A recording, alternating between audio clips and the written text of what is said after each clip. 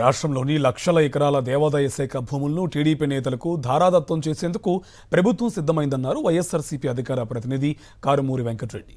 3,000 కోట్ల రూపాయల విలువైన టీటీడీ భూములను 25 కోట్లకి అప్పగించడం వెనుక ఆంతర్యం ఏంటని ప్రశ్నించారు. కూటమి పాలనలో దేవాలయాల పవిత్రత దెబ్బతింటోందని, ఆలయాలపై దాడులు పెరిగిపోయాయని ఆవేదన వ్యక్తం చేశారు. 19 నెలలుగా జరుగుతున్న అపచారాలపై విచారణ చేపట్టాలని డిమాండ్ చేశారు వెంకటరెడ్డి. అంటే దేవాదాయ శాఖ పరిధిలో ఆంధ్రప్రదేశ్ రాష్ట్ర వ్యాప్తంగా 4,67,000 ఎకరాలు ఉన్నాయి.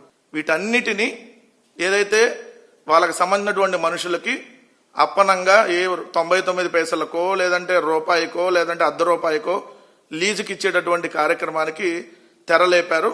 దీనికి మించి మార్కెట్ విలువ చూసుకుంటే దాదాపుగా 3,000 కోట్ల రూపాయల విలువైనటువంటి తిరుమల తిరుపతి దేవస్థానం స్థలాన్ని ఆంధ్రప్రదేశ్ రాష్ట్రంలో చంద్రబాబు నాయుడు గారి కూటమి ప్రభుత్వం, టీటీడీ చైర్మన్ గా ఉన్నటువంటి బిఆర్ నాయుడు సంయుక్తంగా ఇద్దరు కలిసి కుమ్మక్కై 3 అంచెల విధానంలో దాన్ని కేవలం 25 కోట్ల రూపాయలకి దారాదత్తం చేసినటువంటి పరిస్థితి.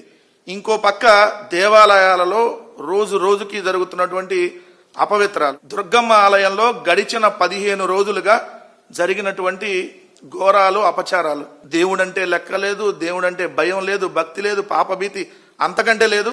మన్నేం చేస్తాడులే దేవుడు అనే లెక్కకి ప్రభుత్వం వెళ్లిపోయినట్టుగా కనపడతా ఉంది.